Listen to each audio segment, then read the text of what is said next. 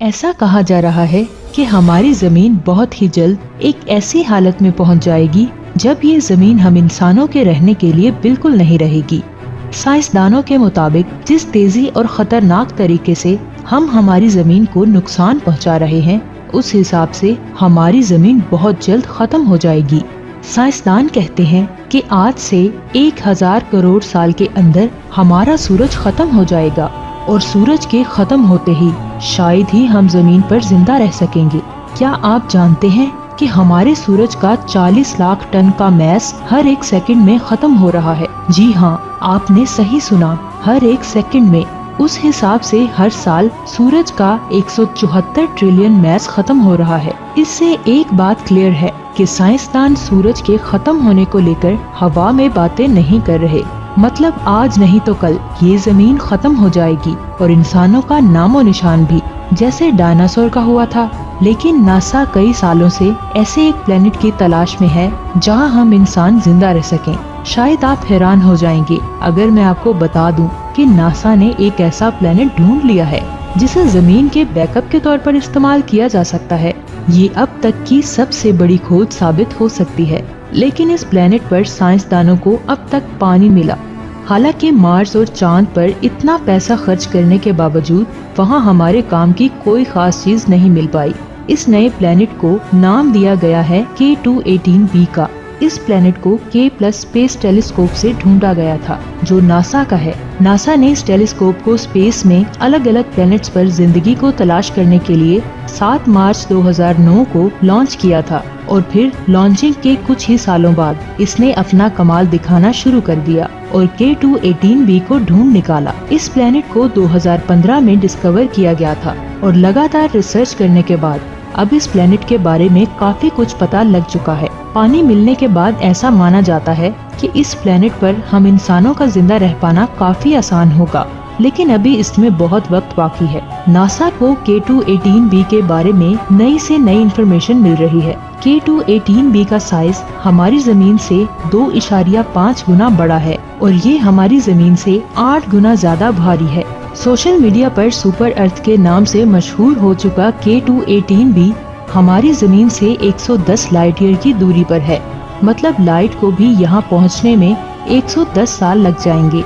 जरा सोचिए, आज की एडवांस टेक्नोलॉजी से चांद और मार्स पर पहुंचने में इतना टाइम लग जाता है, तब इस प्लेनेट पर पहुंचने में हम इंसानों को कितना वक्त लग जाएगा।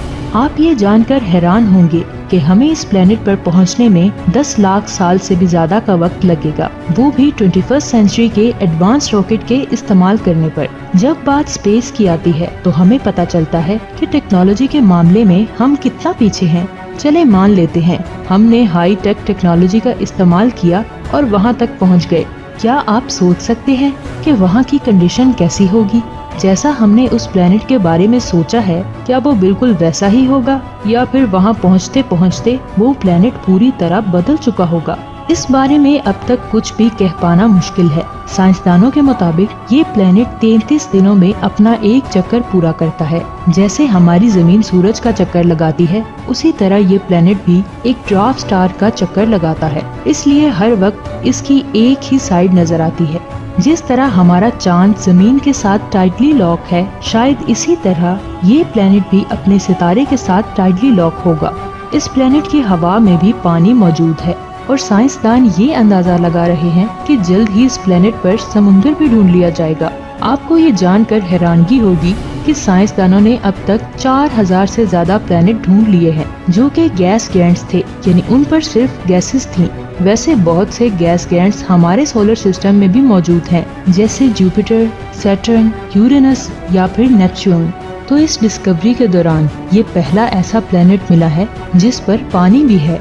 अब ये उम्मीद लगाई जा रही है कि जल्द ही इस पर और खोज होगी और जल्द ही इस पर लाइफ को ढूंढ लिया जाएगा। साइंस की तरक्की के तौर पर ये बिल्कुल सही है, लेकिन एक हद तक ये गलत भी है। हम जल्द से जल्द दुनिया को छोड़ना चाहते हैं, हम नया घर ढूंढना चाहते हैं, लेकिन क्यों? क्योंकि हमने अपनी जमीन को बहुत ज्यादा नुकसान पहुंचाया है। अब वो अमेज़न में आग का लगना हो या नुकसान पहुंचाने वाली गैसों को रिलीज करके अंटार्कटिका की बर्फ को पिघलाना हो, हम हमारी जमीन को ठीक करने के बजाय اس سے دور بھاگنے میں زیادہ پیسہ خرچ کر رہے ہیں۔ اگر ہم دوسرے پلینٹ کو ڈھونڈنے میں اور انسانوں کو اس کے رہنے کے قابل بنانے میں اتنا پیسہ خرچ کر سکتے ہیں تو ہماری زمین میں آخر کیا پرابلم ہے؟ میرے خیال سے ہر چیز بیلنس میں ہو سکتی ہے، کیونکہ آج نہیں تو کل ہمارا سورج ختم ہو ہی جائے گا اور اسی کے ساتھ ہمارا یہ سولر سسٹم بھی ختم ہو جائے گا۔ تو زندہ رہنے کے لیے ایک نہ ایک دن ہمیں یہ سولر سسٹم چھوڑنا ہی پڑے گا۔ اس حساب سے ہمارے لیے دوسرے پلینٹس کو ڈھونڈنا بھی اتنا ہی ضروری ہے جتنا زمین کو ٹھیک کرنا۔ آپ کے مطابق ہمیں دوسرے پلینٹ کو ڈھونڈنے میں زیادہ پیسہ اور ٹائم خرچ کرنا چاہیے یا اپنے ہی پلینٹ کو ٹھیک کرنا چاہیے؟ کمنٹس کر کے اپنی رائے کا اظہار ضرور کیجیے گا، اور اگر اس ویڈیو میں آپ لوگوں نے اچھا رسپانس دیا تو ہم K2-18b کے اوپر ایک اور ویڈیو ضرور بنائیں گے۔ اور اگر یہ ویڈیو آپ کو اچھی لگی ہے تو اس ویڈیو کو لائک کر کے اپنے دوستوں اور فیملی کے ساتھ ضرور شیئر کریں، اور ایسی امیزنگ اور انفارمیٹیو ویڈیوز کو دیکھنے کے لیے ہمارے اس چینل کو سبسکرائب کر دیں۔ بیل آئیکن کو پریس کرنا مت بھولیے گا تاکہ آپ کو نئی ویڈیوز کا نوٹیفیکیشن ملتا رہے۔ آپ کی خدمت میں دوبارہ ایک نئی ویڈیو کے ساتھ حاضر ہوں گے۔ تب تک کے لیے اپنا بہت سارا خیال رکھیے گا۔ خدا حافظ۔